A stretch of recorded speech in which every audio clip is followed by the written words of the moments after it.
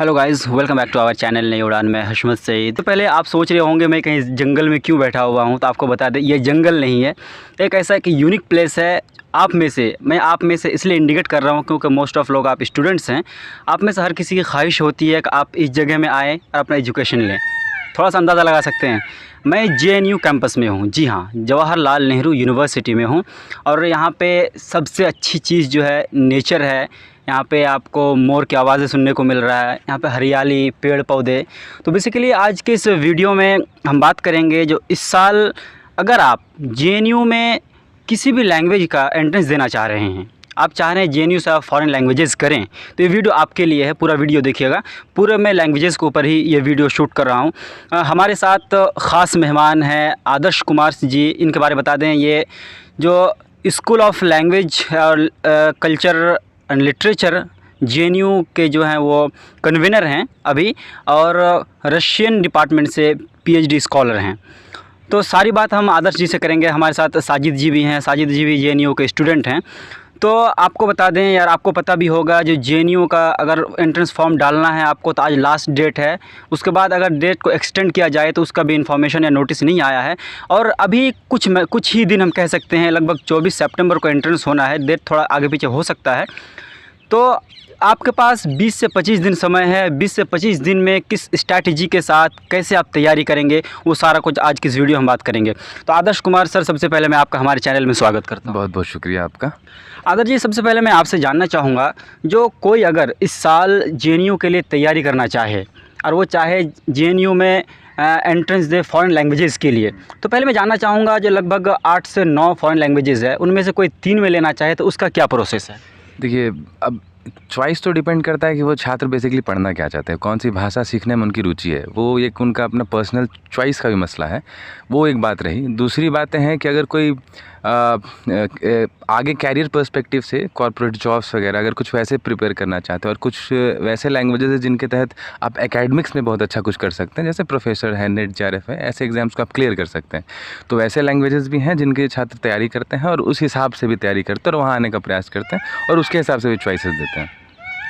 तो यहाँ बेसिकली जो सारे लैंग्वेजेस और मतलब मैं ये नहीं कहना चाहता कि बाकी सारे लैंग्वेजेस समतुल्य हैं अपने पढ़ाई के स्तर पे और उनके अपने मेरिटोरियस और जो भी उनका स्कोप है। मतलब ऐसा नहीं है कि किसी लैंग्वेज का कोई स्कोप नहीं है, ये छात्र कभी ना समझे या सोचे और वो तैयारी उसी हिसाब से करें, वो आए उसमें और वो स्कोप उनको मतलब एम्बिएंट पे स्कोप होता है कि वो उसमें कुछ भी कर पाए और कर ले जाएंगे। अब मुझे ये विश्वास है और JNU के छात्रों में तो इतनी हिम्मत आती है JNU में आने के बाद ताकि ये सब चीज़ों को, नए हर्डल्स को सीखें, नए तरह से नए कोर्स के स्ट्रक्चर को पढ़ें और नए तरीके से एक नया कोर्स है, उनके लिए भी नई चीज़ होती है। किसी भाषा को सीखना एक नई चीज़ होती है, उनके कल्चर के बारे में जानना। जैसे हमारे स्कूल के नाम ही है school of language, literature and cultural studies.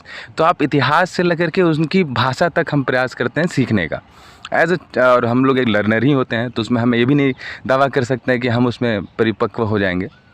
तो ये सब भी छात्र ज़्यादा चिंतित ना हो इसके लिए और वो ईमानदारी से तैयारी करें और उसके आगे बस अग्रसर रहें और वो स्कोप खुद ब खुद बनेगा और अच्छा करते हैं इसमें लोग। तो हम आदर्श सर, कुल मिलाकर हम ये कह सकते हैं जो वो उनके चॉइस पे, उनके रुचि पे डिपेंड करता है वो कौन से लैंग्वेज में इंटरेस्टेड है, किस लैंग्वेज से आगे जाना चाहते हैं। तो आदर्श सर, मैं आपसे जानना चाहूँगा, कोई अगर तैयारी करना चाहे, क्योंकि पहले अगर 2 साल या 3 साल पहले की बात करें तो क्लस्टर वाइज होता था, लेकिन अभी क्लस्टर सिस्टम को ख़त्म कर दिया गया। तो ऐसे में पहले आपसे मैं तैयारी जानने से पहले ये जानना चाहूँगा, जो कोई अगर 3 लैंग्वेज लेना चाहे तो क्या सिर्फ 3 कंट्री के बारे में या 3 लैंग्वेज के बारे में क्वेश्चन होगा या फिर सारे के बारे में क्वेश्चन आता है? नहीं, देखिए, अब जो कॉमन पेपर पहले क्लस्टर वाइज जो एग्जाम होते थे, तो वो क्लस्टर वाइज ऐसे जो आप अभी बताएं तो उस हिसाब से लिया जाता था कि उस क्लस्टर्स के ही कंट्रीज़ के बारे में या उनसे रिलेटेड सारे क्वेश्चंस पूछे जाएंगे और ऑन एंड जनरल जो सवाल होंगे वो पूछे जाएंगे। लेकिन अब जब पेपर होता है तो उसमें हम ऐसा नहीं मान सकते कि वो खास जगह से ही सवाल पूछे गए। वहाँ पे आपको देखने आ गया है कि देयर वाज एक मिक्सचर ऑफ क्वेश्चन। वो आपको दिखेंगे कि सब तरह के क्वेश्चन, हर तरह के क्वेश्चन मैं आपसे इसलिए कहना चाहता कि आपको उसमें भूगोल भी दिखेगा, ज्योग्राफी, पॉलिटी दिखेगी, हिस्ट्री दिखेगी, किसी के ऑटोमोबाइल्स कंपनीज़ के नाम जैसे इकोनॉमिकल क्वेश्चंस आपको दिखेंगे, उनके बिल्डिंग्स के नाम पे क्वेश्चंस आपको दिखेंगे और मतलब उनके यहाँ जो भी बाकी कंट्रीज़ में जो हम कह सकते हैं कि उनके यहाँ जो इम्पोर्टेंट चीज़ें, जैसे हम कह सकते हैं मतलब मैं ये तो नहीं कहूँगा कि आपको बहुत उसके बारे में बहुत तह तक जानना होता है, लेकिन एक ऊपरी सतही तौर पे जो लोगों की जानकारी होनी चाहिए कि उस देश की राजधानी क्या है, अगर कह लें हम नेशनल एम्बलम क्या है, उनका झंडा कैसा है, वहाँ कौन सी बड़ी कंपनियाँ हैं, कौन सी नदियाँ बहती हैं, ज्योग्राफी क्या है, वो कौन से ज्योग्राफिकल एरिया में आते हैं, डेजर्ट है या फिर वो ट्रॉपिकल एरियाज़ में है, एवरग्रीन एरियाज में, जो भी मसला है ज्योग्राफिकल मसला है, कौन कौन से समंदर हैं, बाउंड्रीज़ कौन कौन से कंट्रीज से शेयर करते हैं, तो ऐसी जानकारी थोड़ी बहुत वो रखते हैं और ऐसे सवाल पूछे जाएंगे। और आदर्श साहब, मैं आपसे आगे जानना चाहूँगा, जो देखिए कई बार मतलब कोई भी कोर्स के लिए कोई अगर आगे जाना चाहे तो गाइडेंस की बहुत ज़्यादा ज़रूरत होती है, क्योंकि अगर आपके पास सही गाइडेंस या फिर प्रॉपर गाइडेंस ना हो तो आप उस वे में चल के आगे नहीं पहुंच सकते हैं। तो मैं आपसे जानना चाहूँगा, जबकि 20 से 25 दिन बचा हुआ है, तो इस ड्यूरेशन में स्टूडेंट कौन सी स्ट्रैटेजी अपनाए या फिर कैसे प्रिपेयर करे जो वो जामिया के लिए, JNU के लिए एलिजिबल हो? देखिए, मैं बाकी सभी छात्रों को और आपके व्यूवर्स को मैं कहना चाहता हूँ, पहले ही ऑल द बेस्ट कहता हूँ। और पहले तो परेशानी नहीं हो या फिर ज़्यादा परेशान ना हो आप लोग। एग्ज़ाम्स टफ़ नहीं होते हैं, JNU के एग्ज़ाम ज़्यादा टफ़ नहीं है, पहले तो ये दिमाग में रखने चाहिए। और बहुत लोड लेकर के और पैनिक होकर के एग्ज़ाम का प्रिपरेशन नहीं करना है। आप जितनी जानकारी रखते हैं वो मुझे लगता है, अगर इस यूनिवर्सिटी की तैयारी कर रहे हो उस हिसाब से अगर आप पढ़ रहे हैं और जितनी जानकारी आपने अभी तक बनाई है, मुझे लगता है आप उसको कॉन्फिडेंटली आप समझें कि हाँ, you are able to like solve at least 50% of question. तो पहले तो ये बात होगी। दूसरी, आप इतने कम समय में जो तैयारी की बात करें, तो मैं बस इतना कहूँगा कि आप एक जैसे इंटरनेट के माध्यम से, जैसे इंटरनेट पर भी बहुत कुछ अवेलेबल है, तो इंटरनेट के माध्यम से आप कुछ चीज़ें जान सकते हैं किसी देश के बारे में। तो आप प्रयास करें उसके थोड़े से कल्चर के समझने के लिए, थोड़ी ज्योग्राफी थोड़ी उसकी और अच्छे से समझें आप।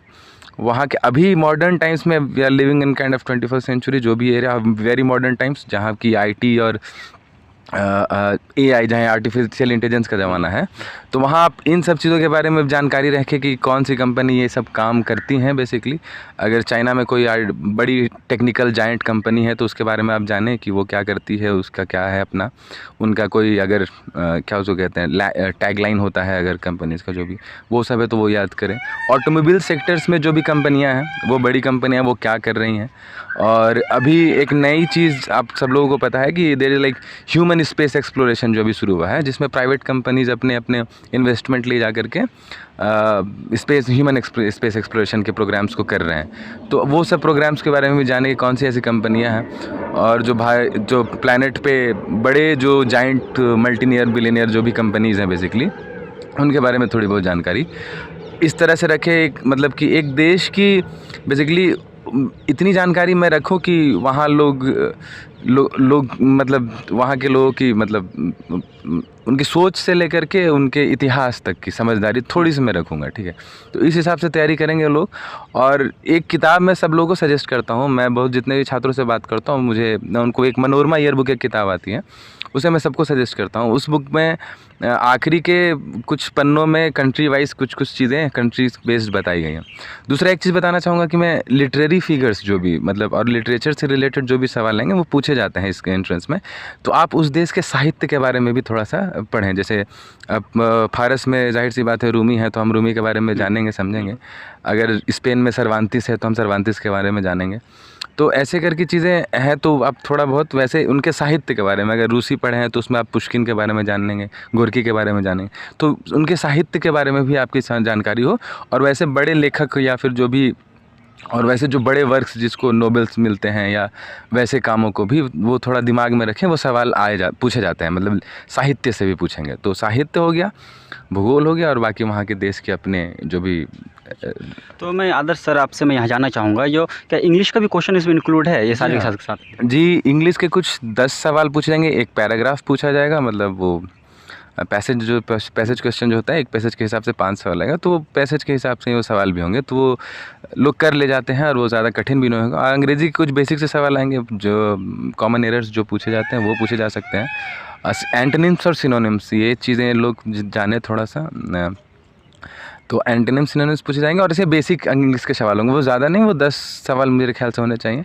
कुछ रीजनिंग्स के सवाल, रीजनिंग के कुछ सवाल होंगे, 10 करीबन 10 रीजनिंग के होंगे, बाकी 75 से 80 सवाल जो भी होंगे वो जनरल नॉलेज के होंगे। और वो जनरल नॉलेज ऐसे वर्ल्ड जनरल नॉलेज के, हाँ वर्ल्ड जनरल नॉलेज के सवाल होंगे। उसमें भारत भी है, तो भारत से भी बहुत सवाल होंगे। और बाकी देशों से भी सवाल होंगे ज़्यादातर। तो मैं आदर्श जी, मैं आपसे जानना चाहूँगा, जो ये 100 मार्क्स का जो क्वेश्चन है, तो जो सिलेबस पिछले कई सालों से चला आ रहा था वही है कि अभी कुछ इसमें प्रोग्रेस किया गया सिलेबस में? देखिए, सिलेबस में बस कहने के लिए बस सिलेबस में वर्ल्ड जनरल नॉलेज ही है। अब general knowledge is like very vast to से है, लाइक वो सिलेबस में क्या, मैं नहीं कह सकता कि जनरल नॉलेज लगभग सब कुछ कवर कर पाता है।